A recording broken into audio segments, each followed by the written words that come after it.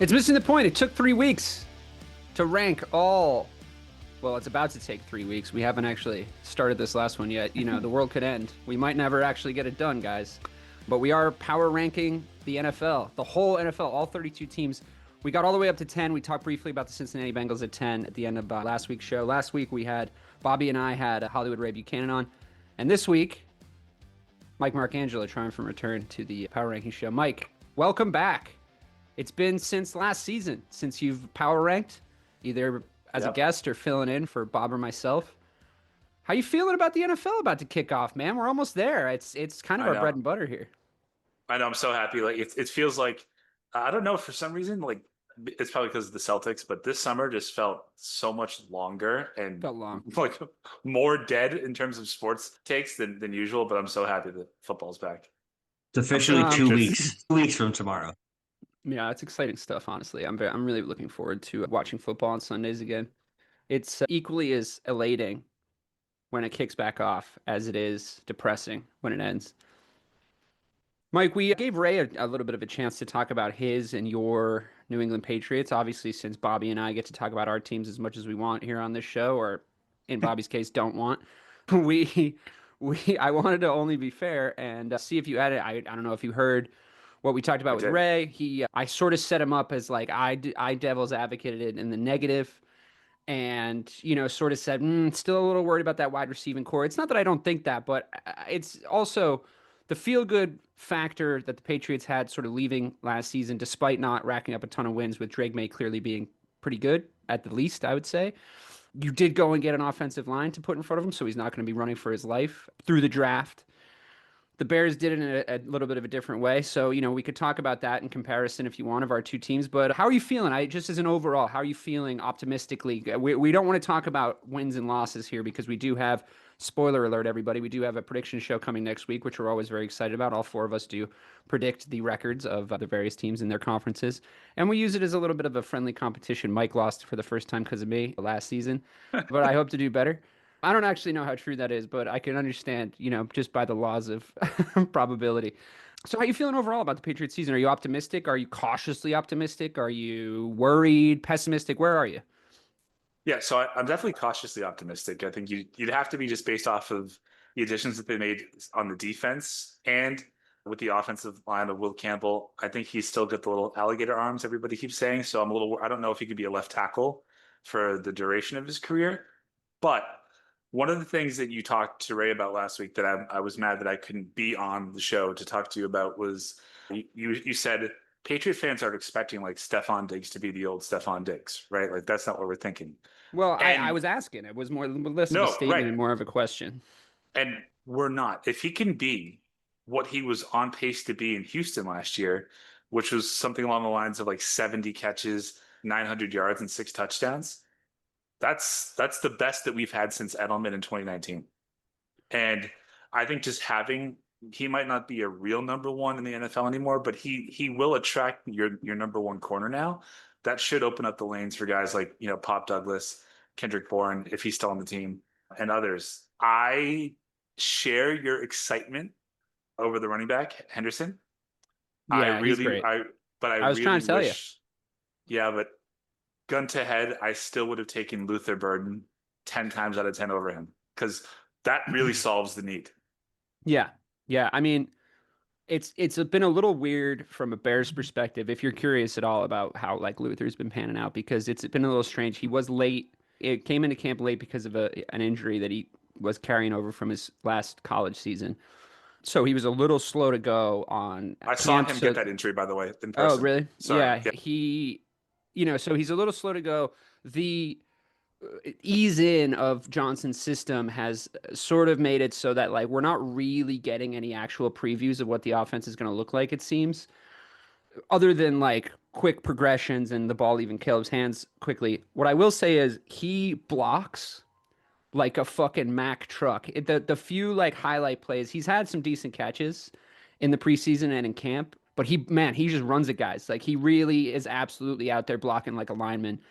Obviously, you get a little bit of it. Like he plays like he's 5'10", and he's not. He's 6'2", and I really like and respect that about him. He's like a little bit of a spitfire. That being Right. said, we have fucking wide receivers coming out of our goddamn eyes right now. I really wish you and I could like sit down and like have the two teams chat. We have OZ, who we got from Washington last year, who they loved him over there. He capped off a great preseason touchdown drive on the first drive of the season for the Bears. We have Tyler Scott, who's like a pretty good plug and play, like gadget guy. We have Luther Burden. We have DJ Moore. We have Roma Dunze. It seems like Colston Loveland is a wide receiver, basically. We have Cole Kmet. So I would love if we had like a little bit more of a registered backfield that we, like we have DeAndre Swift, but an every down guy. I think he's probably going to use DeAndre Swift correctly this year, even though we haven't seen any of him in camp at all, really anything. I don't know what the deal is there. But yeah, I mean, I love having Luther Burden, and I love that he clearly is going to be the kind of wide receiver I love to watch. Probably eventually a DJ Moore replacement is the Yep. thinking, like and the timing there is great. What I will say though is I would take Ramondre from you guys. If this was fantasy, I would take Ramondre from you guys. If we could do a little bit of a deal, if you wanted like a little bit of wide receiver help, it seems like we could help each other out here.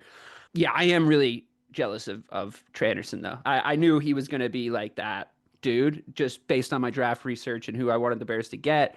Where I thought he would fall is a little bit of an extreme, but you know what I mean? Like the way that the draft class was like sort of going, he was never going to be the first running back picked.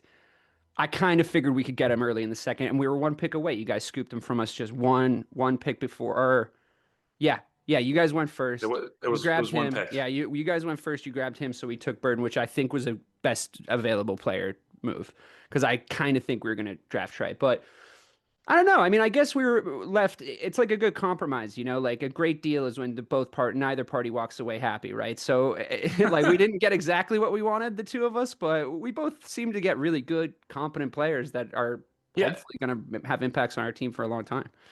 And I coming out of the last preseason game for the Patriots, like obviously Henderson was a great standout, but Chisholm, the wide receiver, like if he could be that, and if that is something doable, then I'm okay. Like he seemed a little bit like a hybrid between Amendola and maybe a little bit of Edelman. That's high praise, but like again, if he A could high be ceiling for one preseason performance, but yeah, sure. that's He's like like, this. he's But this is basically Amendola and Edelman combined. I know. I well, watched him in the preseason. that's what I mean. So this is why I get so upset with myself about the preseason because then I start listening to other podcasts, and even Edelman was like he was more like me than he was Amendola. If he could do that, like they're going to be set up for success. And I'm like, fuck, could he be that? But Yeah. we'll see. This is why I love and hate preseason. So what would be the ceiling? And I don't mean wins and losses. I just mean like circumstance, like the sort of narrative, the movie that plays out for the Patriots 25-26 season. What You're would be your ceiling, and what would be like your biggest worry? that you're vying for a playoff spot in December. So you're playing meaningful football again for the first time in like 3 years. Oh, is that And all? yeah, and the biggest Oh, worry would be 3 whole years. that's Must have been but tough.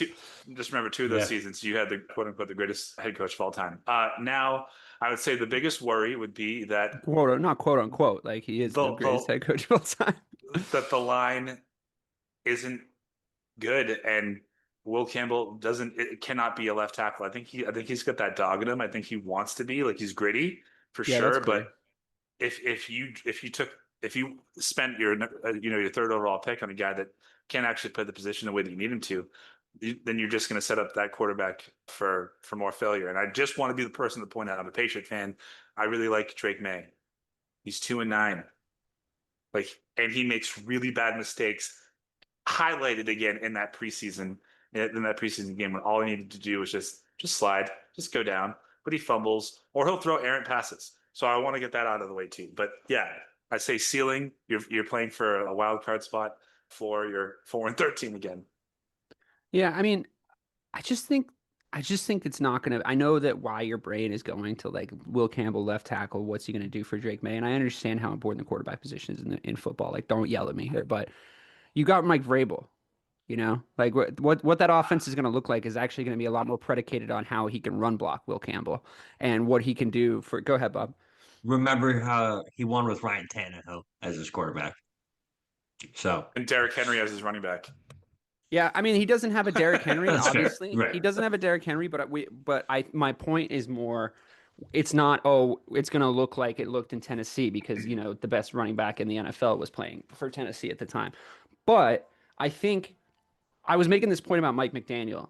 Vrabel really smacks of the coach that's going to really come into his own as a coach in his second stint somewhere.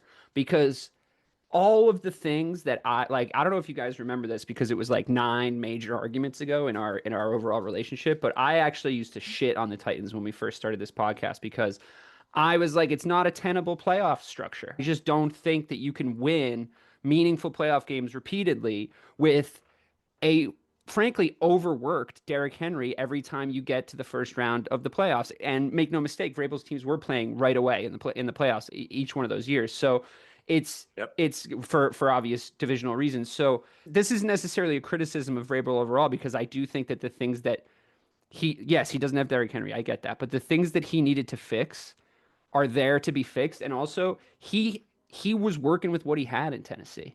I mean, he was using the weapons he was given.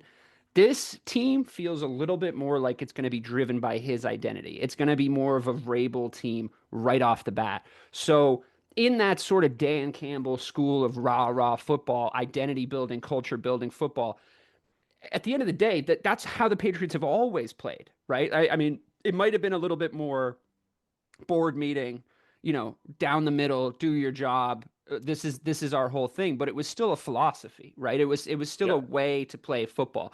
It was still a culture based. It was a culture based on winning, but it was a culture based team.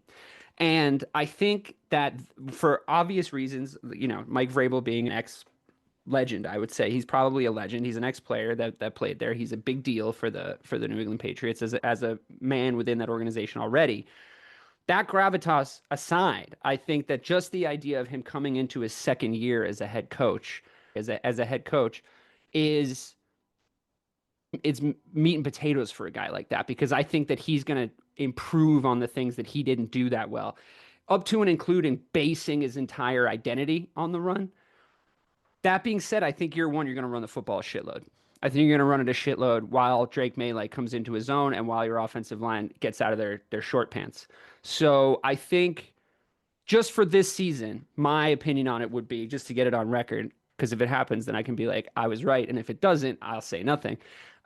But you may bring it up. I think you're going to run the ball a lot. And I think that is going to show, you're going to then see the things that you want to see out of your Patriots team. So it's not going to be as much about wins and losses as it is about, okay, this is something we can build from, because you and Ray have this argument all the time, like, oh, well, what year of the rebuild is it? It's year one. It's year one of the rebuild, in my opinion, when it's Mike Vrabel. I get it. I understand like where everybody's coming from with this whole like, well, we've been rebuilding for X, and it's like, yeah, well, not with Mayo as your head coach. So, Bobby, same question to you. What would, if you were a Patriots fan, what would be your biggest worry? What is the ceiling for that Pats team? And also, which one do you rate higher between Henderson and Luther Burden? Which one would you have wanted? So I would pick TreVeyon Henderson because I think you can actually rely on him on offense. I think you can build an offense around him because I really think he's a bell cow running back. He was that Ohio State and they won a championship. So I picked TreVeyon Henderson over Burden, I think. The ceiling for the Pats this year, as Mike said, it all relies on an offensive line. If Drake May gets protected and he has a wide receiver one now, or I guess a 1A in Diggs, Yeah. I think the ceiling is high for them. I think they could 9 wins, 10 wins. I mean, I know we're trying to stay away from win totals, but I would say 9 to 10 wins in the playoffs is the ceiling for them, in my opinion. Bob, But also the thing that concerns me about Henderson is that yes, he is like he's everything that you want him to be, but he's never been a 3-down running back. He isn't. Till he wasn't in now. college. Yeah, so like they're always going to need to have another compliment, which is fine if that's what Ramondre is going to be. Great, I think that opens up Ramondre so much. I think he's exactly the kind of running back that needs to touch the ball significantly less, because it's what I always wanted from the Steelers backfield. I don't know how much of them you watched over the past couple of years, but I always wanted Najee to be the second choice. And then eventually I wanted him to be the non-choice at all because he stinks. But the way that they had that backfield set up, I really just wish they had like flipped touches, and I thought Arthur Smith was going to do it, and they just didn't. I think it's obvious just because of the massive talent disparity, or even just stock value disparity between Henderson and Ramondre, that we know who's going to get the most touches. That being said, I don't know what is Henderson's ceiling as a third down running back in a first year offensive system. Like I don't think they're gonna like hang him out to dry to be like doing gadget shit all the time on third down. Drake May is gonna still have to throw the ball in like third and medium and third and long situations. Ramondre can come in there on first and second down. He can get in there for blocking. He can get in there for decoys. It's just a healthier situation, I think, in your backfield overall. Despite like if you leave aside the idea that obviously your talent level in your backfield's gone up. I just think the two kinds of running backs you now have complement each other really well, and I think they complement Vrabel's system. So I would actually honestly be optimistic. I was just kind of trying to fuck with Ray a little bit to get a rise out of him last week, but yeah, I'd probably be optimistic, except for that wide receiver core, man. I don't know. Like, I hope that you're game managing a lot and you're not like trying to come from behind to win where you need people to make like big plays. I think that I would be a little bit worried about. I hope you can like win a lot of 17-14s. That would be my wish for you, because I think that's what it like looks like going into this Patriots season. Well, Josh is back in town, so you're going to see a lot of bubble screens and a lot of short passing game out of him. Well, I mean, do you mind him as an offensive coordinator? I don't. No, I think he's one of the best. As an OC, he's a good OC. Because like coach, also last time he was an OC, like was that the worst for the Patriots? Was that the worst personnel he ever was the offensive coordinator with? Like I think and they went 10-7. Yeah, made the playoff run. So okay with Mac, right? Yeah. So it's like, I to me, I'm like, that to me is like a really good sign for your offense. And I also think he's still pretty modern in his thinking. I mean, I know they're long gone are the days where McDaniels was the foremost offensive mind in the NFL, especially considering like the crop of offensive coaches we've been given over the past decade, right? But I still think there's a lot to be done with a Josh McDaniels offense. I don't think it's outdated or outmoded by any stretch. So I wouldn't be super upset about having him. I know he can be frustrating, and I don't trust visor coaches, but that's mainly a head coach rule. If you wear a visor as a head coach, I defy you to find me a successful visor coach. I defy you. We've tried this before. We couldn't. Yeah. It's if you wear a visor, that's it. You've consigned your coaching career to the depths of hell. All right. Well, we also talked briefly, Mike. I think this will start with our little overlap here. We talked briefly about the Green Bay Packers because they were number 10, and I fucking hate them. And we had this really fun conversation at the end of the show where I told Ray that Jordan Love was not. He was about the 15th best QB in the league. I was like, I think I can name 14 guys better than him. We got 10 solid, like unimpeachable QBs that are better than Jordan Love. And then we got like a few maybes. Is that a correct assumption or our assessment of the situation, Bobby? We got a few like debatables like here and there. And quite frankly, yeah, there's a few maybes, but yeah, we got to at least 10, I think. Yeah, quite frankly, honestly, I didn't even bring up Caleb Williams in the Jordan Love debate, but I could have said, not that I did, and not that I'm saying it now, but I could have said the last time they played, Caleb won. And that was in a dumpster fire of an offensive situation. And it was an important game for the Packers to win for their season. So it wasn't as if there was nothing to play for. And he's looked pretty fucking foxy in the preseason, I have to say. And I think he has a real coach now. So we'll see. If I believe Caleb Williams is having a better year than Jordan Love by like week 1.5, I will immediately not shut the fuck up about it. And I don't think that's too terribly unrealistic. Like if you were ranking the QBs, like where would you put Williams right now? Because he's such an unknown, you'd put him in the middle of the pack, right? He'd be in the 15 to 17 range, I assume. Like I don't know if it'd be like that much higher or that much lower for either of you. Well, I mean, you're giving me a look. Would it be? Well, he would definitely be behind Jordan Love. Like so because I guess. Just based on what we've seen so far. But in a what, like, which one would you rather have in your franchise question? If you frame the question that way, are you still picking Jordan I would Love? rather have Jordan Love with the offensive situation that Caleb Williams has in Chicago than having Caleb Williams there. I don't agree. Bobby? You would too. I would rather have no. I would rather have the perspective of Jordan Love's 2025 season than Caleb Williams. For sure. I just think the projections for 2025 are a little bit higher than what Caleb's going to do. The ceiling is higher. Overall, for career or like franchise wise, it's Caleb for sure. Yeah, I mean, I not for nothing, but one guy, don't look this up. I just want you to guess which one's which. One guy had 25 touchdowns and 11 picks Mhm. and 3,389 yards. One guy had 20 touchdowns and 6 picks and 3,541 yards. Which one would you think is which? Caleb was the second one. Yeah. Yes. So he threw for more Yeah. yards and 5 less picks. And again, Yeah. a fucking horrible offensive situation. Like a really terrible coaching situation. Coach fired halfway through the league. But through the year. personnel wise, it's a better offensive situation than it was in Green Bay. 100%. Now, no. Agreed. Last No, I year, mean, he was the most sacked last year- quarterback in NFL history, Caleb Williams, and he still Okay. had comparable numbers to Jordan Love. Like, I don't even think this is that big of an argument from my The perspective. wide receiver, what he was throwing to in Right. Green Bay was What a do lot you- less than what he had was in la- Chicago. was Great. yeah, you can't compare those two things. And I don't know. They had- I they mean, had like the DJ most- Moore, they had DJ the Moore most was like drops in the walking off the NFL fucking last year. league, walking off the field. DJ Moore was just walking off the fucking field at like halfway through like shitty plays.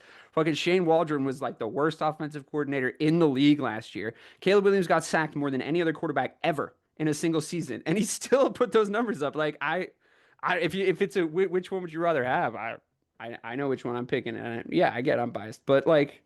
I don't know. Shouldn't his numbers be way better the way you guys are talking about it? Shouldn't Jordan Love's numbers be way higher than 5 more touchdowns I'm and telling 5 more you, picks and yeah, less yards? I agree. If Jordan Love had the exact same wide receivers to throw to, his numbers would have been higher. I mean, if he had the same offensive line, I don't know if they would have been. To be I honest, do. I think he would have been. I think he would have been in the fucking physio room by week 3 if he had Caleb Williams' offensive line. I don't think he's durable enough to have an offensive line that bent on getting him killed. Yeah, I mean, listen, not every single one of those sacks were the line's fault. A significant number of them were. Caleb was a rookie QB. Like there was games where he really stunk the place out for sure. He also made like a lot of big boy throws, and I really think in an offense. Wasn't it the season opener against Jacksonville when he threw for like 97 yards? They got a win. Our And they got a season win? opener, was against Tennessee, I think, and we Oh, yeah. we Like won Jackson, that sorry. game. Yeah, Jacksonville light. Pretty Yeah, sure he except threw for like 97 yards. Yeah, there was a bad offensive game in there, or one or two, but Matt Eberflus was the coach, and Shane Waldron was the fucking offensive coordinator, and it was again the worst offensive line in the NFL. And I just think you can understand something like that, right? Considering Okay. you didn't even want Drake May to see the field for most of the year Correct. last year because you thought he was going to get absolutely axe murdered out there. So I'm just saying it's like the tenor in which you guys are talking about it, you sound very sure, and I know I'm trying so fucking hard not to like go intense on the Bears and be like really, really optimistic because it's like hurt me so many times. But it's hard for me to not like really try to put my money where my mouth is on this Jordan Love v. Caleb Williams thing because I already can tell I'm not going to shut up about it. Like I already can tell, unless it goes like really badly in my direction, in which case I'll try to pretend this conversation never happened. But I think I'm going to be on it like on a week to week basis. I think that this is the quarterback comp that I want to be making for the year. So I'm glad we had this discussion. You seem really sure. Gone are the days where we both hated the Packers QB. I guess you were doing it for real analytical reasons, and I was doing it because fuck the Packers. That makes sense. Well, and Aaron Rodgers. Yeah, Like, we both hate the that's not really Pittsburgh analytical. Steelers QB Yeah. now, so Yeah. that'll be a fun through I line can't wait. as the years go on. Bobby, I gone are the days that you and I were loving the Bears QB when it was Justin Fields. You're obviously fucking out on Caleb Williams, so you're dead to me. That's completely fine. That's just gonna be the tone of this year's power rankings. I lost a lot of friends along the way. That's war though. That's war, Listen, guys. Listen, I gave you guys a very generous 15th ranking coming into this year, ahead of some very quality teams. To be Yeah, and fair. then you put the Packers at 10, you cunt. Yeah. It took 5 places for me to realize to it all turn sour. that I mean, the whole Jordan Love thing started because I was just talking shit about the Packers in general. I was like, I think you could put the Broncos, the Chargers, or the Vikings above them for any multitude of reasons on the power rankings. If it were me, the Vikings, in the fact that they always have a better record than the Packers over the last 5 years, like literally every single time. This would be the first time in what, like a decade plus. The Broncos, for obvious reasons, as much as I don't like Sean Payton, being down on them didn't work out for me last year. So the Bo Nix of it all, we'll like see how it goes. People are pretty high on them, and then the Chargers. It's year 2 Harbaugh, and I feel like there's been a collective bigoting of Justin Herbert from both me and you, Bob, and yet you stabbed him in the heart and poured Jordan Love and the fucking Green Bay Packers over him. I mean, it was devastating when I read it at first. I couldn't wait to get there. We'll see how it goes. I just think last year they went 11-6 with literally one of the worst wide receiver rooms I've ever seen in my life. And they added Matthew Golden. They added Matthew Golden, who I think is going to be one of the better wide receiver rookies in the league this year. I'm really high on him. I'm definitely picking him in my dynasty league, no doubt about that. But I see a lot of high things coming out of the Packers this year. I think Halfley is going to improve that I defense see a a lot lot. of high things coming out too. Falutin, as usual, they're going to be high falutin. They're going to be high on their own supply. They're going to be high on my list of enemies. I see a lot of high things coming out as well, my friend. I have to be high to talk about them because otherwise I'm just in a rage. Sorry, I interrupted your flow. Go ahead. The only downside of defense is lose Jair Alexander out of the secondary, which is going to be tough to replace. But I think Halfley's a great coordinator. I think he has the bones to do it. So I just see them a little higher than the teams above them on the list because of what they did last year and the improvements they made this coming into the year. Fine. Mike, do you think it's fine that they're at 10? Any of those 3 teams I named, would you put them above them? I would no. I think Packers are actually right where they're supposed to be. Oh my God, fuck you guys.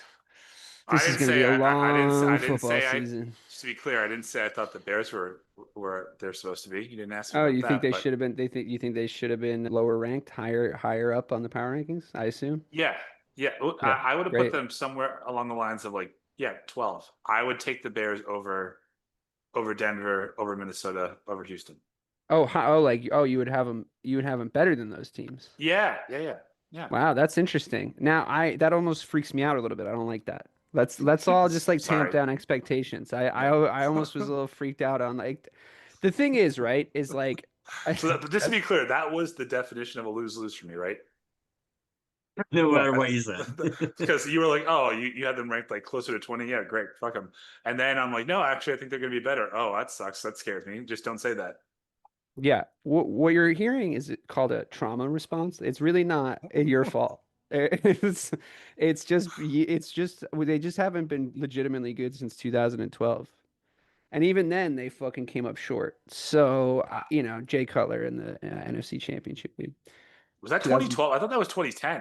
2010. Yeah, 2010. But then that team was still around. It got blown up in 2012. So, Can you guys hear my dog? Is that obnoxious? Should I tell her to shut up? I don't know if that will work, but you do what you need to do.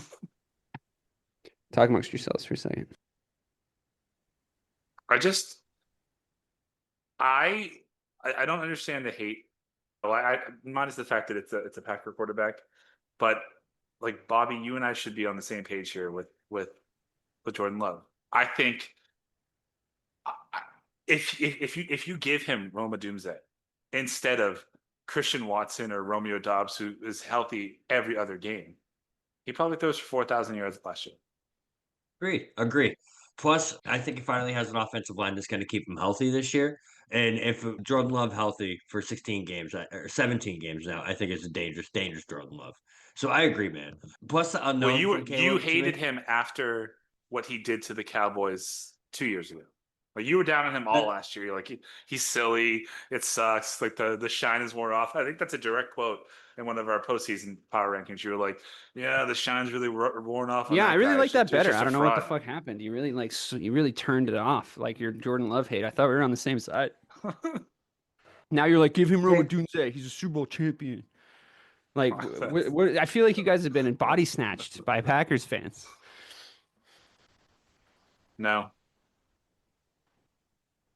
Fine. Bobby's flip-flopped. It's official. Yes. All right. It's me versus you guys. It's early. I have a lot of time to flip flop for the season, so don't worry. It happens. It's sort of. I mean, what are we fucking fortune tellers? It's right. Welcome to the Missing the Point podcast, where we guess at shit.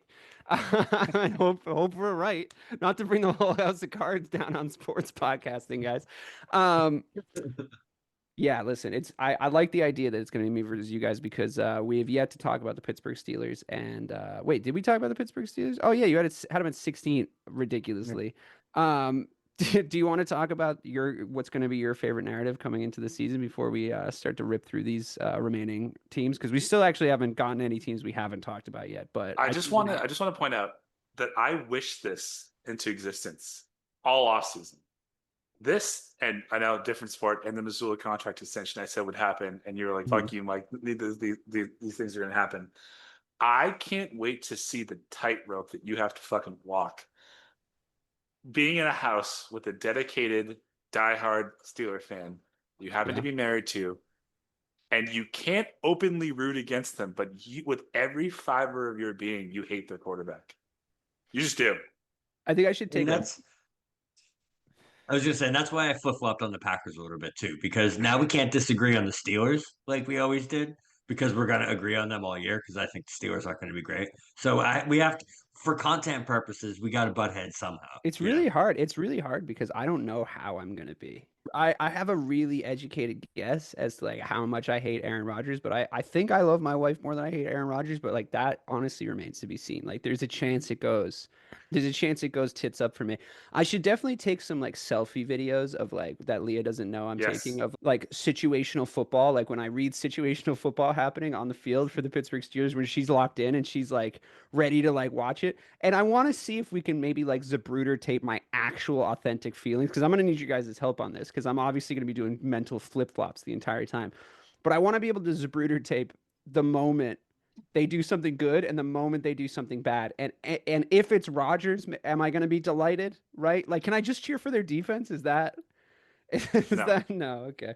So I don't know. I don't know what's going to happen. Honestly, it is an interesting through line. Bobby seems to think that I'm going to just be down on them because I hate Aaron Rodgers so much.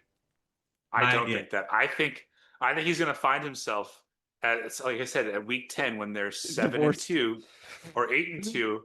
And Rodgers hasn't he's doing all the right things in the press conferences. You're going to say, well, maybe Tomlin figured him out, and maybe this is going to be a good situation for him. I did find myself defending Mike Tomlin because like Ray did his annual Mike Tomlin sucks, like he's not even good. He did his annual like Mike Tomlin's going to come under 500 thing, and I was like, that's ridiculous. He was like, he's mediocre. I was like, that's fucking absurd. So like I want to think I mean it's hard though because I want to say that's just what I really think. So I don't think Tomlin's mediocre. Like I've never have, but like I don't know. Like these intrinsic biases. But now that take is going to be tied to the success of Aaron Rodgers, and that is, I just can't wait for it. I heard someone say if anyone can get Aaron Rodgers to play to the best of his ability, it's Mike Tomlin, and I was like, based on Mike Tomlin's historic work with quarterbacks, like, but like, are you basing that on the fucking Kenny Pickett season, or like, what are we talking about here? Fucking like washed Ben, because like the washed Ben years they were bad. They were like really hard to watch. So I don't know. I wouldn't call him a quarterback guru by any stretch of the imagination. I think they're gonna have a above 500 season. I would love it if Watt doesn't turn off the lights like with 6 games to go. Like if he could actually still rush the QB, that'd be good. I think that the move for shipping on Minka to actually shore up the defensive backs was a smart one. That was actually a huge problem watching them last year. But I mean, honestly, a big part of it was like I obviously really like my wife and I want her to be happy, but I like defenses. Like I think that's at least on the record. Like, do you remember when Bobby had the Dan Quinn ball hawk defense? Like I rode with the fucking Cowboys all year. Like I like when defenses are like that. So I think there's some sort of like maybe tiny sliver of credibility I'm left with where I can say like, I don't know what's going to happen. We'll see. It could be as epic as when I was just watching them win every week, being like, well, they're obviously good. They're like won 11 games, and you guys were like so soft, and then they did collapse. So, like that did happen. I'll never forget when Big Ben got that ball snapped over his head in the first play of that playoff game. It was so satisfying. That was a very satisfying game. There you guys go. Wishing ill on your friend, just wanting him to be miserable and sad, and picking the Packers at 10 and trying to put bad juju on the Bears by making them too high on the list and fucking hoping that I have a bad time at home because Aaron Rodgers is wishing it into existence. You use malice to make your wish come true. Pure malice. Misery needs company, bro. And I've been miserable Correct. during the football season for years. So It's funny too because I always do come into the year like the most optimistic because I've just convinced myself the Bears are going to be good for no reason. And And you've I'm just always had the Steelers to fall back on, yeah. and now that's gone. I Yeah, think. everything. It's no, I mean the safety. You're right. The safety net's got. I'm like, fuck it. I'm just a Steelers fan for the second half because the Bears fucking suck. I can't wait. I just can't wait. So I am hoping for you, and I do think, and we'll talk about this next week because For me, for the we're podcast. I know deep down we're it's gonna for the we're gonna be content. teammates. We're gonna be teammates. I'm hoping for you that you have a meaningful December for a Chicago Bears football too, and you can just put Aaron Rodgers and everyone else on the back burner. Don't even worry about it. That's really nice of you to say. I thought so. Just for the record, I'm like coming in. I was like, are we NFC this year? You were like, yeah. I was like, all right. Yeah. And I started thinking about my 14 prediction. and 3. I started thinking about my predictions, but I was like, it was funny to go right from like he's gonna like this to like he's gonna be so mad about this because it's the NFC North and being like, no, I was gonna name a number for the Bears that was like really realistic and like really grounded and down to earth, and then I was immediately gonna insult the Packers, like aggressively insult the Packers, and I say was in the sense that I'm gonna do that just so you Yeah. know next week when Yeah. we're on the show. Maybe we should do the NFC North second to that, like in the middle. I don't know, just so we can flesh it out a little bit. We might have to argue. All right, Cincinnati Bengals. Everyone see the narrative seems to be Jamar Chase and Joe Burrow connection is going to return. We're finally going to get to watch the Cincinnati Bengals of old.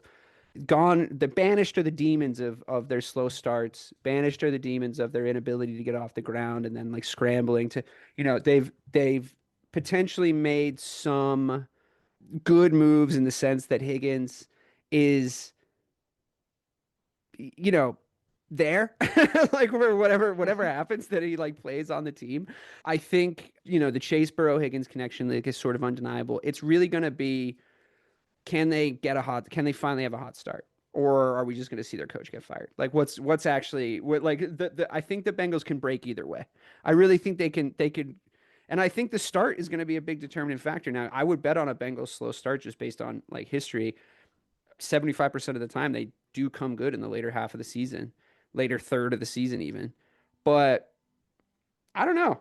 I am kind of high on them. I do love watching Joe Burrow throw the ball to those guys. And I think I mean, if we were going on ability to dethrone Patrick Mahomes last season, I was picking Burrow number one every single time up until last year, whenever like the wheels completely came off.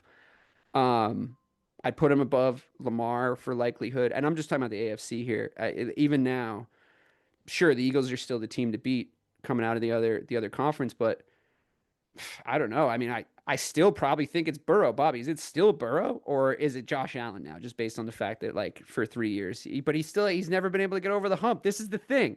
So what's the quarterback confluence here? Is Joe Burrow in the conversation? Is my more succinct question. Is he in the conversation to actually compete and try to throw Mahomes? Because this is what we're always asking for out of him every year.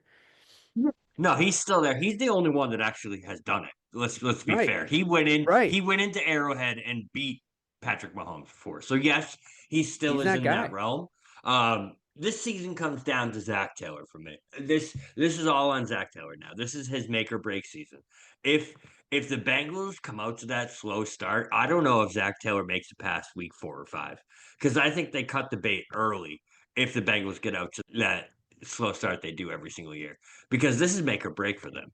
You know what I mean? You cannot waste another year of Joe Burrow. You cannot do it. When you have Joe Burrow, T. Higgins, and Jamar Chase, you have to be competing for a championship every year. And it's blasphemy and it's putting a middle finger to the football god for giving you that quarterback if you're not doing that. So this is it for the Bengals. If it's not this year, then it's not happening for Zach Taylor. He needs to go, in my opinion. What do you think, Mike? And yep, I wholeheartedly agree. Like honestly, the barometer is if after 6 games, if the Bengals have 3 wins, they're in a much better spot than they've been in the last 3 years. Because they usually start with what 1-4, 1-5, like 1-3. Like you can't do that shit. So all we're asking is that a slow start, sure, like just don't be don't be the opposite of what we know you to be at the end of the year, right? Like we know that this team offensively is a juggernaut. I have some questions about whether Hendrickson's going to play. If he doesn't, And like that's a how, huge question mark. like I mean, That's a they've big never question been. mark. Yeah, like they've never. I didn't know that this was going to become a situation. Like until this didn't happen until in between the last time we recorded and this, right? Where it's basically like they're shopping him now. It's a very similar problem, I think, with that you have with Micah Parsons in Dallas, and we've talked about this extendedly already on the Power Ranking show. What's the package look like? I mean, honestly, like, what does the fucking package look like for that guy? I I I would give anything for him to be on the Bears, but I think we'd have to bet the whole farm basically on Caleb being able to lead a team to a Super Bowl if we wanted to get Henderson. So I kind of think he might stick around. You know what I mean? Like, was it a leverage move? Like, I don't. What's the trade? well, What does the he, trade look he's like? saying he's saying he won't play in his current contract. But it's so weird. It's like pay the guy. Right. Well, they I can't because they paid T. Higgins and Jamar Chase. So like they they've made the. can't. I don't think they can pay him what he's actually worth. No. Where's the like Joe Burrow restructure? Don't worry, we're gonna get it back for you in endorsements. Under Right. the table Tom Brady situation. You know what I mean? Like, why was Brady the only one that could ever But I really mean, do that? but here's the thing: like last year, that Henderson accounted for 85% of the total sacks for the Bengals. He's a beast. That's not good. Like they weren't leading the league in sacks, right? So every year they've depended on him to really be the game stopper on the defensive side. And without him, like you're asking Burrow to do more and that offense to do more. Like, you have to score 30 to win a game. And I think that's going to be that's really hard for anybody to do. Yeah, a lot of Weeks shootouts. weeks A lot of one and shootouts for this weeks one and Bengals team. one and weeks 1 and 2 they come out with the Browns and Jags. So they could They should start be out 2 and 2-0. 0. They Yeah. should be 2-0 Yes. coming out the gates. If they're not, then that spells trouble for sure. Hmm. Yep. Because then What is after that they got the Vikings, Broncos, and Lions. So they got tough games after those first two. But if they get out the gates hot, I think they have a good chance of at least starting 3-2, and that's 10 times better than what they've done over the past 3 years. They're right in the middle. This is so funny too because they're right in the middle of the pack for strength of schedule. They're 17th.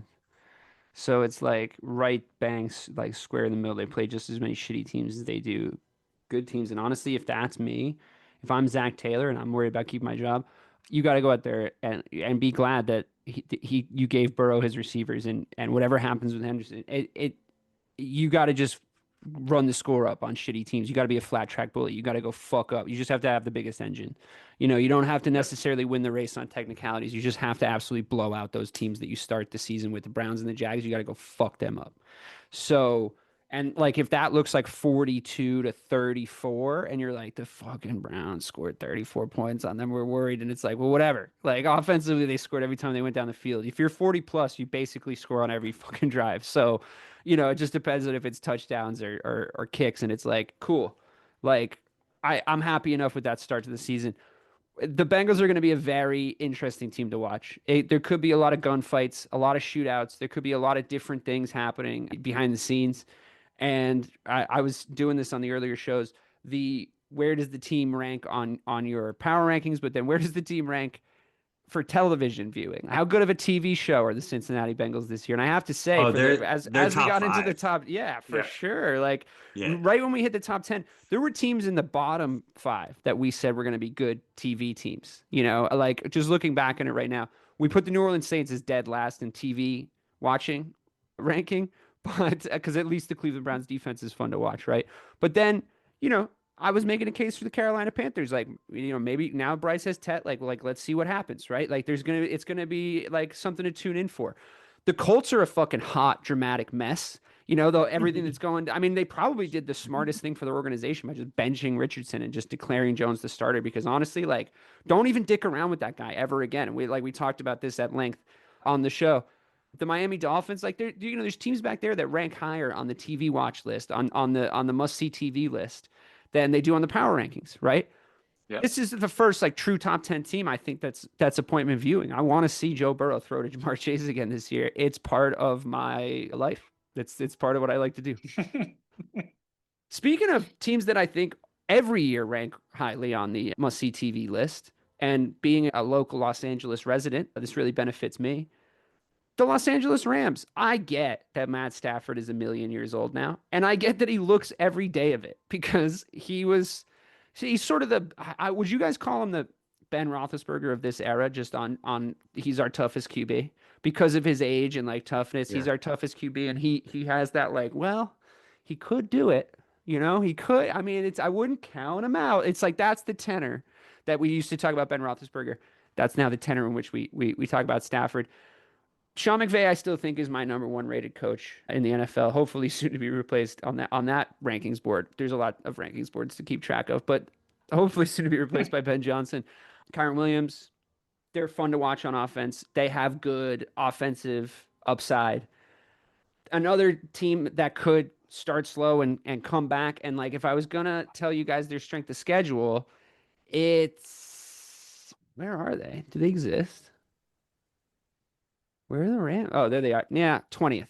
So 20th hardest. So I don't know. Do they rank high in your guys' TV viewing too, or are they just all the time here for me? No, yeah, they're definitely high on the list. I think replacing Cup with Adams to me is an upgrade. Having Devontae Adams as your number two Yeah, wide because receiver he just looked in the league, weird, bro. and the Jets looked weird anyway, right? So But he still put up numbers even in that weird Jets offense. I wouldn't call them numbers, but sure. Like they're He numbers was in the he sense was a that they top. are integers, like they're like they exist on the mathematical spectrum. I wouldn't say the word. I imagine that the idiom "put up numbers" means a little bit higher stats than Devontae Adams' 2024-2025 season, but I think he looked like he still had some athletic ability and like ability to be slotted into a team. I would agree with that. And he might be top three, number two wide receiver in the league now. Would you agree? I can't. Yeah, It's T. Higgins, T. Devontae Higgins is Adams. number one, obviously. Right. yeah. I'm struggling to think of. I mean, could I interest you in a Roma Dunze? Like, I would What you mean, be about would you be George very George happy? Pickens? Yeah, George George Pickens Pickens is now. pretty good number two, pretty fucking good number Yeah. two. But now mean, it's Devontae. Now you have Devontae Adams. Granted, it's an Mhm. old Devontae Adams, but I think that's number two instantly. Mike? I mean, I don't know if he's better than Chris Godwin as number two right now, but we haven't seen it yet. But it's close, right? I think Puka and Devontae on that team is going to be just must see if Stafford can hold up. It's odd that he hasn't taken a single snap even in practice because his back is just so bad.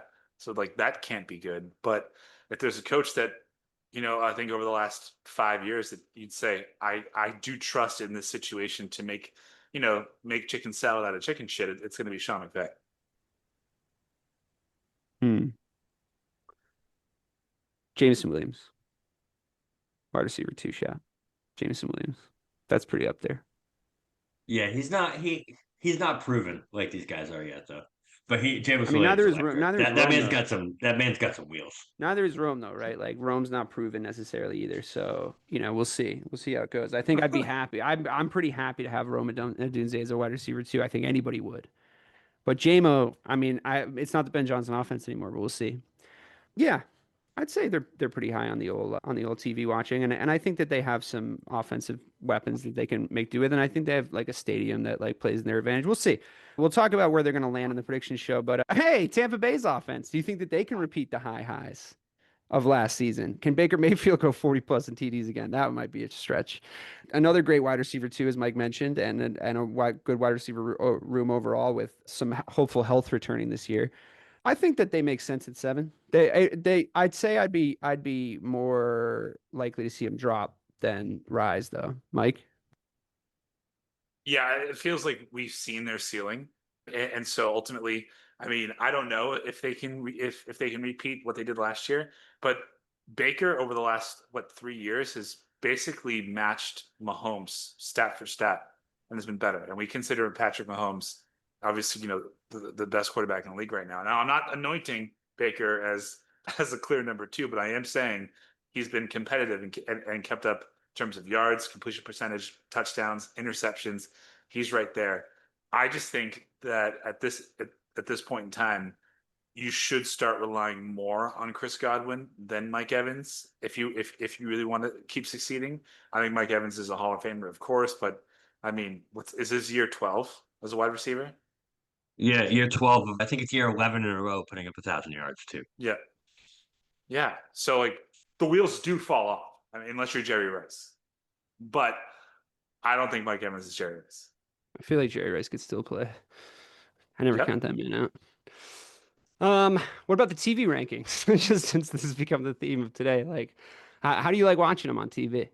I mean, Baker always They're does definitely weird shit. So like they should all any team that he is the starting quarterback of should be in top 10 for TV viewing.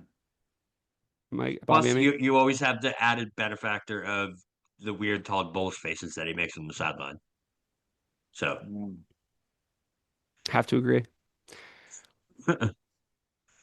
I don't think the Commanders are going to be this good. So this is the one that I just saved all my energy for. It Same. it, I was it like really waiting to get here. it really irritates me that the creator of this list put a team that beat the team right above them. Like I don't understand how everything that's happened to the Lions in this offseason, you still think the Commanders are worse off than them. It doesn't make any sense. Washington went right into Detroit and beat the brakes off of them last year. And then what did Detroit do? They lost both coordinators. Like their offensive scheme is completely gone. Aaron Glenn's gone on defense, and now you are solely relying on the intellect of Dan Campbell, who I love, and the grit of Jared Goff, which who knows what's going to be there if it's not schemed correctly. Uh, and the Commanders have only added. I mean, they got Laramie Tunsil right from Houston, so that offensive line is now officially secure. Maybe Terry McLaurin is traded, maybe he isn't, but I think they already got a pretty good backup just in case with Debo. So I think Jaden Daniels is going to be that much better in year two. I couldn't disagree more. Of course, Um, that's because you're on the Caleb bandwagon. So anything that goes against Caleb being the best quarterback of all that right, draft all class, right, fine, fine. Everything I say is influenced by who I am as a person. We can just agree that okay. that is a factor. I hate to break this tragic piece of news to you, but that's true of you as well. Mm-hmm. The the fact of the matter is, take Jaden out of it. I think Jaden's gonna still be good. So like I don't, just take that out of it completely. If Terry McLaurin goes was a really funny thing to yada yada over right there, as you were like, yeah, I mean, Debo might play 3.5 games, so like that'll really, like that'll really fucking cover having Terry fucking McLaurin. Like, get out of here, dude. Like, if he loses Terry, they're fucked. Like, that's really bad. First of all, second of all, they didn't improve that D line. That was the thing they needed to get over the hump last year. They were never beating that Eagles team. And I think that they were still very way ahead of schedule, more so than I think any of us could have expected going into the season last year. It's got Texans last year written all over it. It's everybody's high on the quarterback first year, everybody's high on the coach. It's got the second year of the Texans written all over it. If they lose their wide receiver one, it's exactly the same. It's exactly the same as like whether he's traded or injured. It's the exact same story as the Texans 1 year ago. I can just see it. I can really picture it in my mind's eye. I think Jaden Daniels is a good quarterback. I don't have anything bad to say about him. I think he's a lot of fun to watch. And again, appointment viewing on the must see TV rankings. But if they lose Terry, they didn't make any improvements on the defensive side of the ball at all. Yeah, they did. They signed Dietrich Wise for New England, who I absolutely fucking love. Okay, Von and Miller, and and Von Miller, And who's how old? Jonathan 104. Jones. Jonathan Jones isn't bad. Marshawn Lattimore is going to be actually healthy this year. Yeah, Von Miller's 36. But okay, sure. You guys tell me. Can you at least understand my argument that they should be ranked higher than the Detroit Lions? Yeah, I'm also way lower on the Lions this year. I would say that both of them could maybe be replaced by 7 and 8 in my head, just off the top of my head.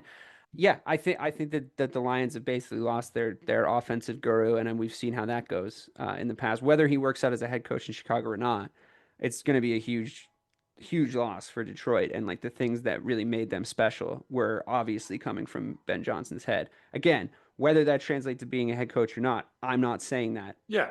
Clearly, he's a great offensive coordinator. So when you lose a great offensive coordinator, that's a big deal. I think he made Goff look a lot better than he had any right to. I think that they still obviously have really good skill players, but a lot of people, I mean, I love Amon-Ra St. Brown, and I love the things that he was able to do in Johnson's offense last year. But like a lot of people are saying, like he was schemed really, really well for. There's players inside the NFL that say that he gets like really like the schemes are really going for him because he's just getting a lot of underneath routes. He's touching the ball a lot, so that's why his stats are the way they are. I'm not saying that, but some people are saying that. A lot of people are saying that. See, I don't know where I got that tactic, but it's working. So yeah, I agree. I think that the Detroit Lions are going to go down a level. If, like you said, you're relying on the mind of Dan Campbell. Okay, cool. I just Good read like luck, the guys. last line in this really well prepared document that was sent to me by the real BK Bob Kelly. It says with the Detroit Lions, if they can stay healthy, I see them picking up right where they left off last year, that being the Detroit Lions. And where they left off last year was getting their asses handed to them by the Washington Commanders, who for some reason they're ranked ahead of. Because their entire defense was hurt. If they Oh, stay healthy, you got to remember this team was at one point in the power rankings. Maybe I don't know if they ever got to one, but they're at least at two at one point last I year. think they were at one. Right. So you got to remember this team last year was at one point Super Bowl favorites. And if they stayed healthy, I think that they make a better run than they did. Maybe they don't get past the Commanders and that Jaden Daniels magic that was happening. But if they stayed healthy, they at least would have gave them at least a competitive game. And I don't think we'd be talking down on them as much as we would be.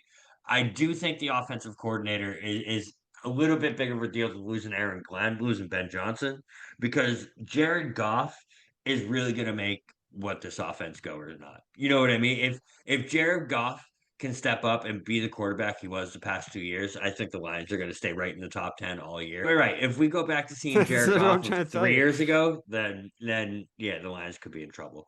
But you don't think that they just end up relying more on Gibbs and Montgomery at this point? I mean, more than they already were. That's how he made Goff look good, is he like used him sparingly. You know what I mean? Like, I And think also, if sorry, DK, like no, no, go ahead. if their defense takes a step back, then they're not going to be able to rely on the running game because they're going to have to throw it more because they're going to be coming from behind more. So like you're really putting everything on the fact that Bobby, your belief is if every person that was injured last year comes back and is healthy, then they're going to be fine. Then they didn't even need Aaron Glenn really because he didn't really do anything. They just need the players. That sounds like it's your take, Well, he was very high on Aaron Glenn as a head coach earlier in right? this iteration, so both things actually cannot be true. So Bobby, pick one. I mean, I'm very high on Aaron Glenn as a head coach. I'm gonna take that more on the Justin Fields bandwagon, to be honest. But At I some really point, feel he's like gonna have the to throw a ball, though, right? Like, surely they're gonna make him throw once or twice at, because at he least hasn't thrown a five ball yards. all preseason. It's disconcerting at best. it is disconcerting. I agree with that. But yeah, no, I just think the Lions this year with if they play up to their par, I think they're a little bit better than the Commanders. Plus, I couldn't put the Commanders in the top five and have two NFC East teams in the top five. I just couldn't possibly do it. It wasn't in my bones to do it. I respect that. Yeah, It's just that honesty. was honesty. That was nice. Yeah. It was a really nice moment for all of us. We're all better men because of it. How about Josh Allen, who just married Haley Steinfeld from Sinners? You guys see Sinners? I did, yeah. Do you like it? I think so. Like I don't like I feel like I didn't know it was like going to be like a comedy, but it was. Comedy's a stretch. I Bob, did you see it?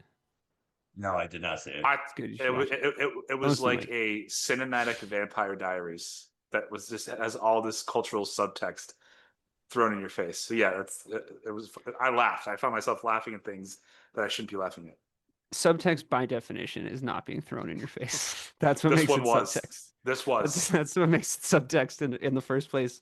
Secondly, it's nothing like the Vampire Diaries. It's awesome. So moving right along. Bobby should watch it. It's good. Don't listen to Mike.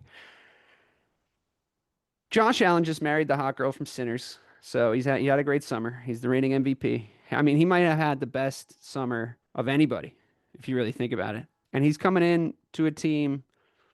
Yeah, Shakurby and Hurts sucks, but he was basically fucking GI Joe last year. Josh Allen. We forget how quickly we forget because it didn't really translate into a meaningful postseason run.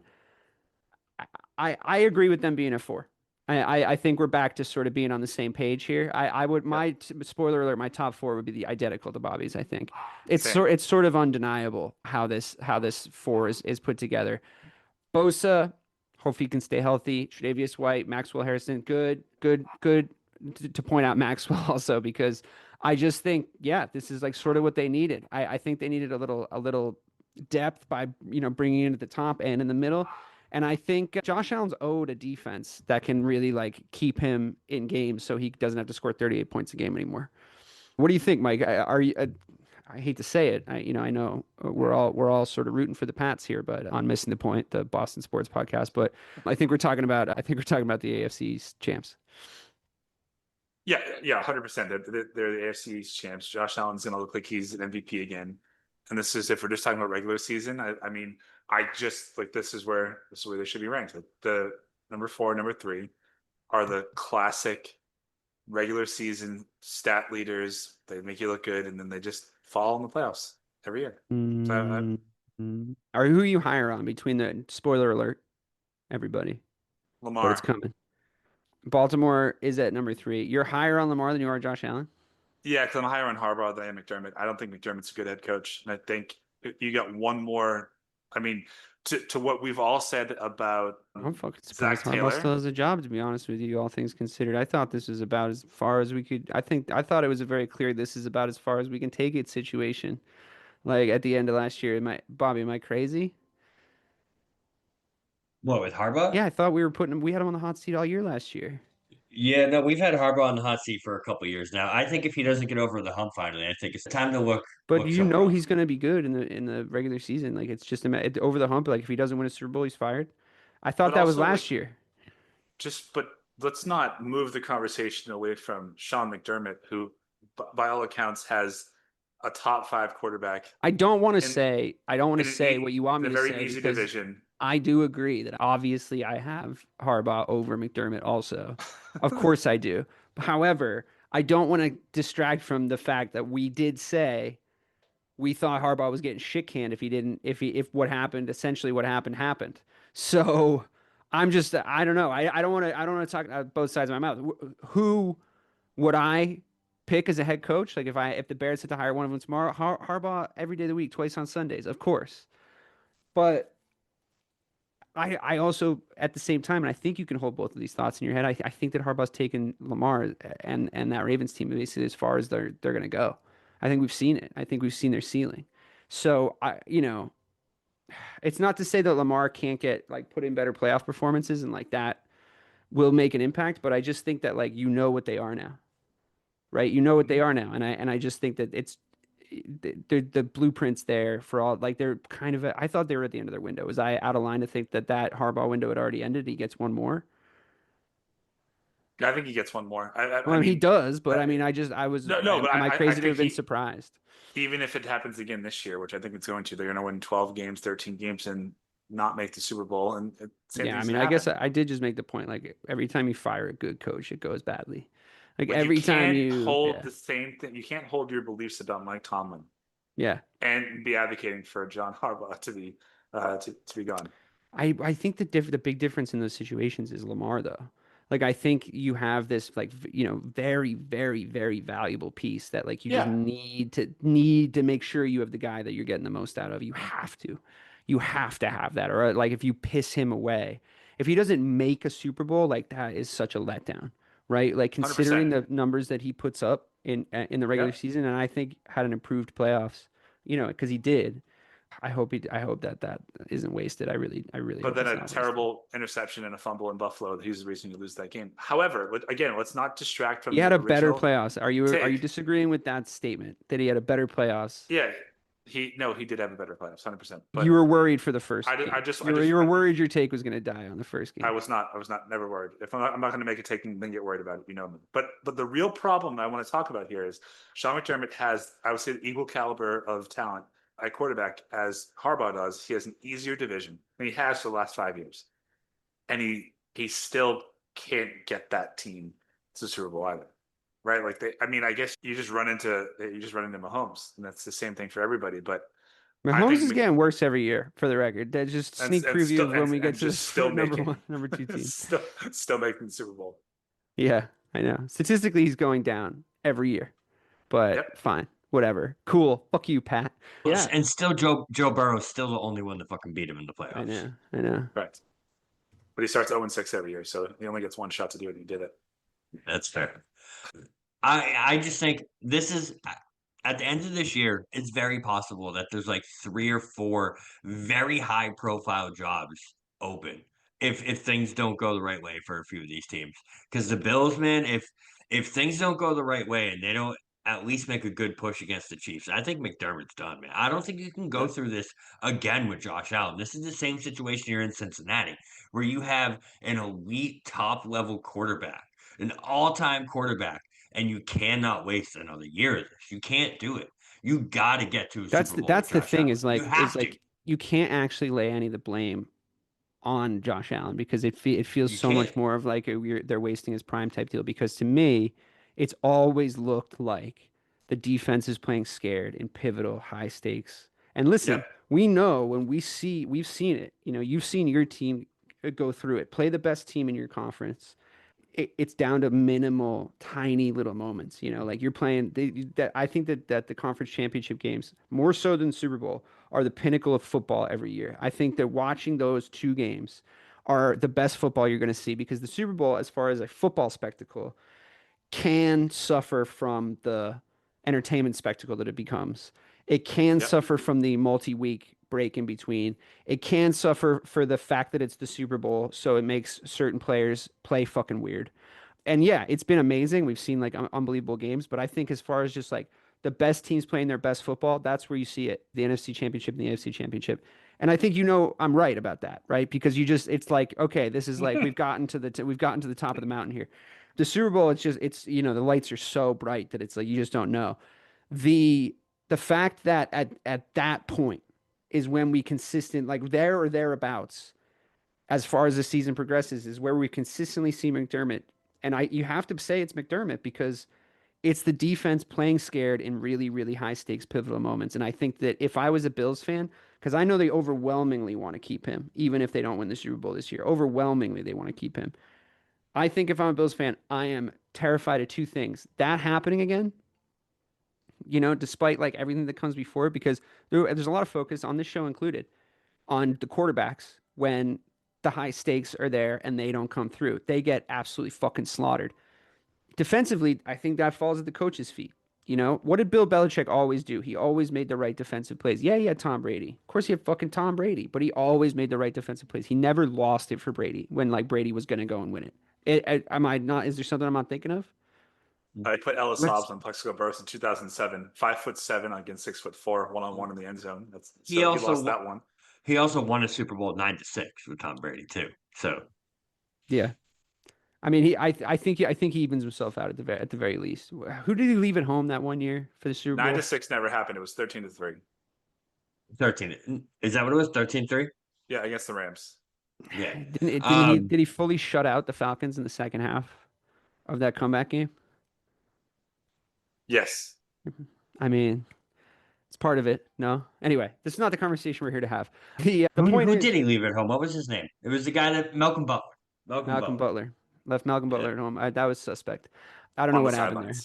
Yeah, but I mean, I thought it was that he didn't bring him. I thought he didn't get on the plane. No, he put him in for 2 field goal blocks. Was he there? Did he get left at home like the week before? So there was like, or anything like that? Like, or did he play the AFC Championship game? He played 2 snaps of that Super Bowl, and none of them were on the defensive side of the ball. Did he have sex with Bill's wife? Like, what happened?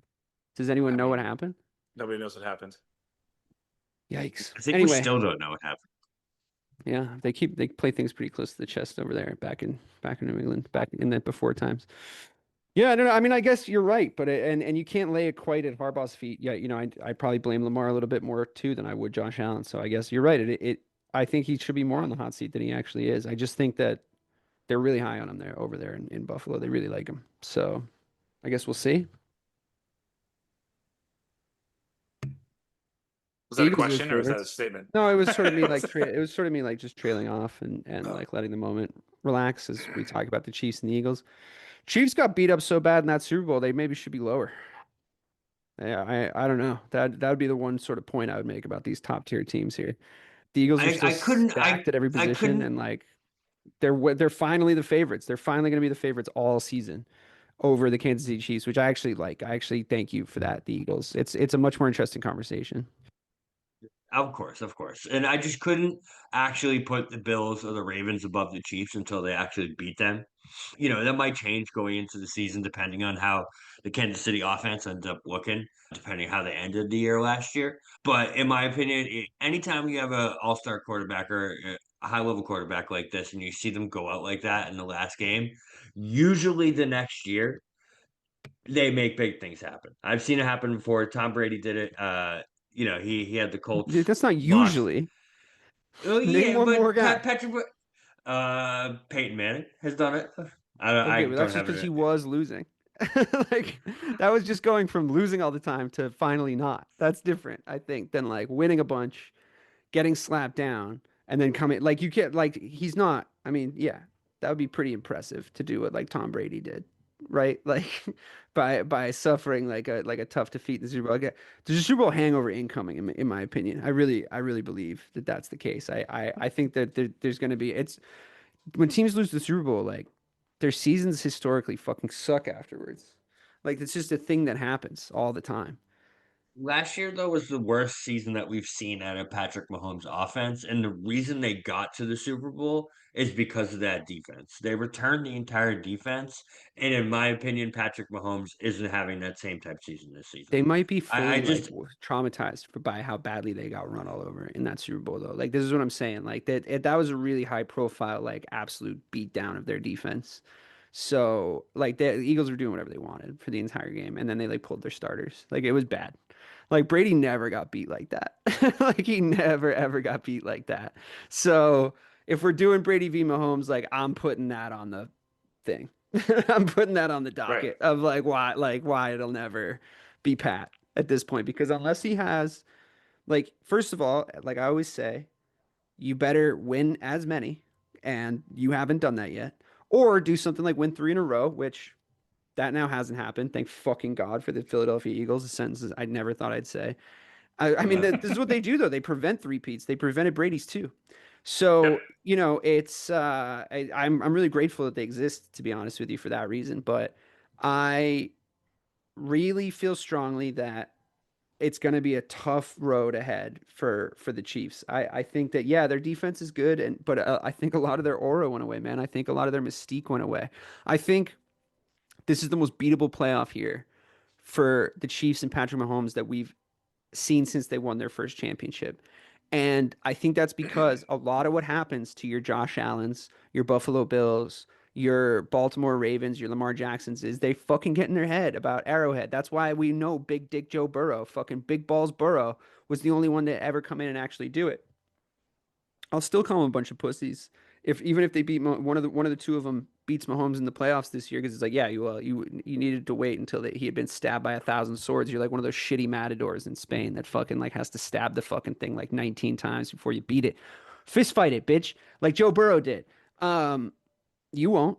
So I think we're gonna see the first year where either Lamar or Josh gets a dub over Mahomes. That's my best guess at how this season's going to go. Super Bowl hangover. Defense got its pants taken down in the Super Bowl in front of everybody. Kendrick Lamar watched that happen to you.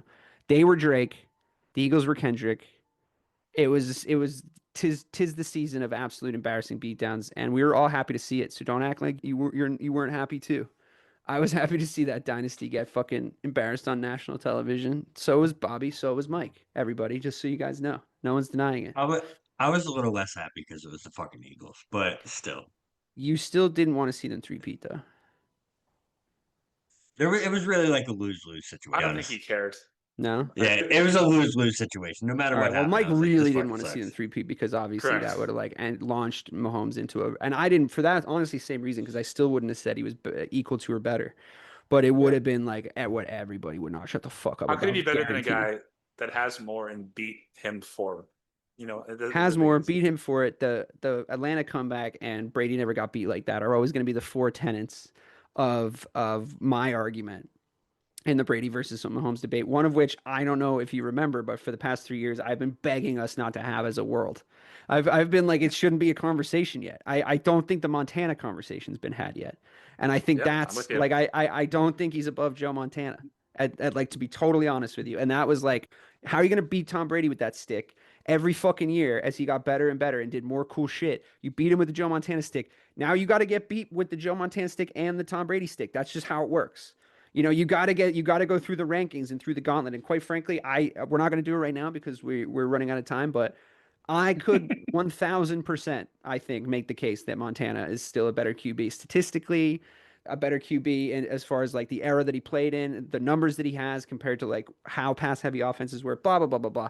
I would mount the argument. So like, don't come to me with Patrick Mahomes versus Tom Brady ever after that fucking shellacking, please. If you, I would just say in support of the Kansas City Chiefs season, if Rashee Rice just has somebody else drive his fucking car for the remainder of his career, Juju plays half of what he did last year. But if Hollywood Brown's healthy, Xavier Worthy, I mean, he's one of the fastest motherfuckers I've ever seen on a football field. I just think their offense has a chance to be more dynamic.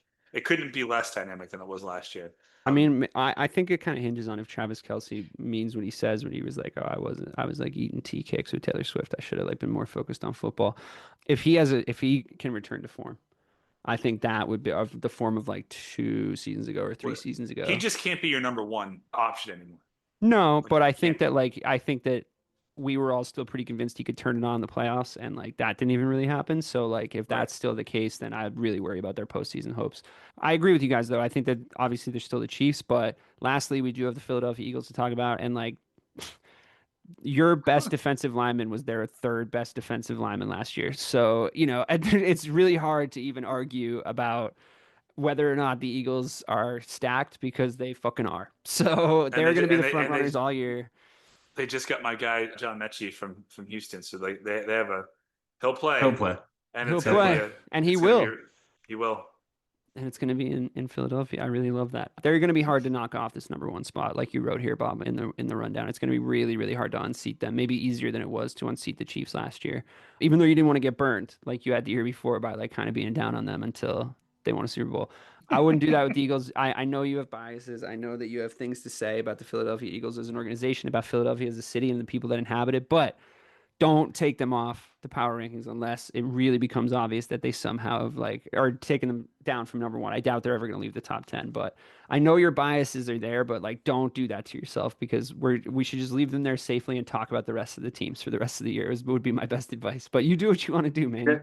You're the guy. Just for perspective, this is like you ranking the Packers number one in your power rankings. That's how much it pains me to put the goddamn happen. Philadelphia Eagles at number one. He would never do it. That would never happen. That's why I don't do the power rankings. Like you do this as an institution. Like you respect the game. You respect the institution of the power rankings. That's why you're in charge of them. That's why you are their caretaker. Their custodian. If I did the power rankings, I would do ridiculous shit. Like if the Packers just put on the Eagles performance and had the Eagles roster and all the same things were true about them, I still wouldn't have them at number one. I may not even have them in the top 10. It would create such havoc and chaos. Yeah.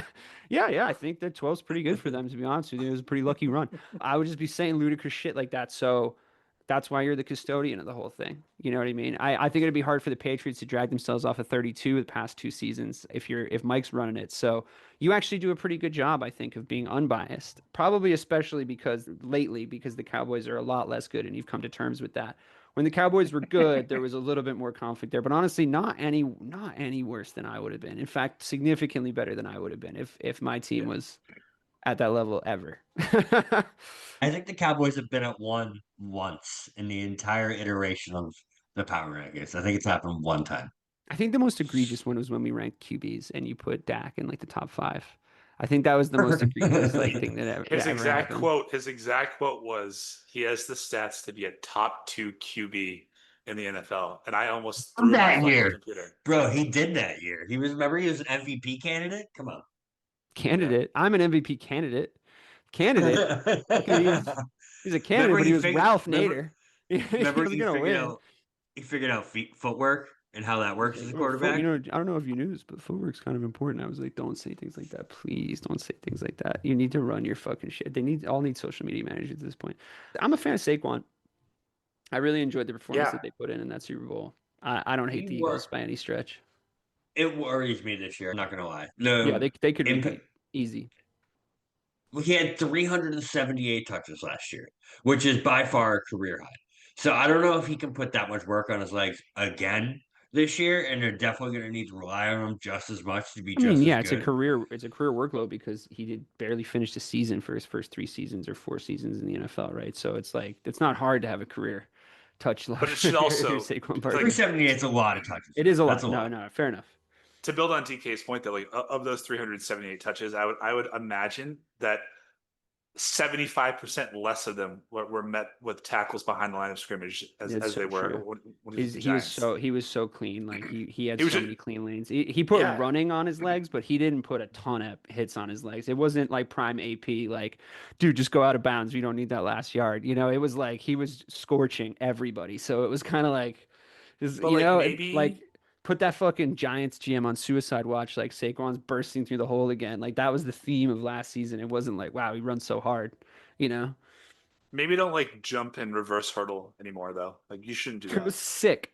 Yeah, but like do that. That was he got popped on that play too. He got popped. Right. Whatever. That was fucking nasty, dude. That was sick. Yeah. I really enjoyed it. That was one of the coolest highlights I've ever seen. Like genuinely one of the coolest things I've witnessed in watching sports, like in my life. I was so impressed by that. Just the momentum running, you know, like the Saquon's such a master of downhill momentum running to the point of like, he only did the backwards jump because he had sort of been knocked like in a 180-degree way. So he was like, I know that guy's there. I'm pretty sure I can just fucking time it. And it's like, oh my God, you pressed Y? You pressed Y in that situation? That was a circle situation, and you pressed Y. That was really impressive. Definitely a circle situation. Yeah, I'm incredibly because you go down, but you don't die. I was worried for his spine in midair. I was worried for my spine watching it. To be honest with you, I was like, oh my back watching Saquon Barkley jump on TV. Eagles fans would be pissed if we didn't mention Devontae Smith in the number 2 wide receiver conversation. He's up there too. That's a good point. Yeah, we did forget him. There's a lot of good wide receiver 2s right now. I have to say, in our defense, like we named a lot of them. I might have said Rome early after thinking about some of the ones that I forgot, but I do like him as a 2. I mean, it's a good 2. Yeah. Anything else? Any other crazy storylines? What's going on with Parsons? What's going on? Last I checked, his brother posted a story saying how bad he wanted to be out there, but I don't know what the fuck that means. If that means he's actually coming back or not. I don't fucking know, man. I'm not optimistic, to be honest. It doesn't look like he's playing week 1. I gotta be honest. It doesn't. Mike, what do you make of the Jerry Jones just like to keep the Cowboys in the news theory? I mean, we know it. It's just like he's just saying the quiet part out loud, right? Like we've seen this our entire lives. He can't win a championship. He hasn't won in 30 years. He can't get to an NFC title game. So we can release 8-part Netflix documentaries though. You sure can. He couldn't prevent reintegration of schools, no matter how hard he tried. If we just stick to him as like the owner of the Cowboys, I would just say I would not be surprised if Micah was traded week 2. And I don't know what kind of haul they're going to get for him. That's my whole thing, though. That haul's bananas. Like, I don't know who has it. The Texans have it. Listen, I just don't get if you're going to pay. I don't think he's trading him to the Texans. You're going to pay CD what you're paying him. You're going to pay Dak what you're paying him. Why the fuck wouldn't you pony up to pay Micah? It's the same thing with the Bengals. Like, you just pony up. To be totally honest with you. Agreed there. I think that was the mistake. Just pay Mike instead. If it's me, I honestly think the right move that year was to like look at Dak and be like, see what you can get. Why don't you go see what you can get? Joe Milton might be the answer. Joe Milton hasn't looked great, so I don't know. It's been a tough preseason so far. You did draft Trey Lance a few years ago, if you remember, right? Well, we traded for him. Sure. Yeah. Oh, you traded for him, right? I mean, why though? You know, like why do that? If you like a really you traded for a 6th-round pick. You got for a 6th-rounder. That's high at that point. You get the number 3 overall pick from 2 years ago, 3 years ago, whatever it was. Yeah, and it went exactly as one would expect. So I don't know. This is strange behavior from Jerry Jones, like on a consistent basis. But I know that we have the prediction show next week, so I'm just going to give you a little big market tease because I'm not picking the AFC, but the Patriots will have more wins than the Cowboys this year. Ooh. I don't know. They're right around. Yeah, they're right around 8 or 9 wins, like both of them. So it's one gets the over, one gets the under. It's a matter of who. No, I'd still probably say the Cowboys win 10 games. Stop. Mike is there. If Mike is there, if Mike is there, obviously. Please don't say that next week. I don't want to argue with you about the Cowboys. Please, just don't say that next week. Tune in next week for me and Mike's argument about the Cowboys. All right, this was fun. Thanks, guys. We've power ranked the whole NFL. We're going to predict their records next week, and then the week after that, we're going to watch the kickoff of the national football season. I'm so excited. Scott Hansen is 2 weeks away from our lives. 2 weeks. I just can't wait. For 7 hours of commercial-free football. If you guys are excited not commercial-free. That's right. They have little tiny ads now. Yeah, he doesn't get to say that anymore. He hasn't been allowed to say that for a while. But it doesn't matter. It's still an electric viewing experience, just like red zoning mainline into your eyeballs every Sunday. Can't wait. Love that we're kicking off on Thursday. That's the big advantage to the Thursday game is that like you just get football earlier in the week. You don't have to like wait that long, even though the Thursday games are never good. Maybe we'll figure that out this season. Who knows? But for myself, for the real BK, Money, Mike Marcangelo, this has been Missing the Point.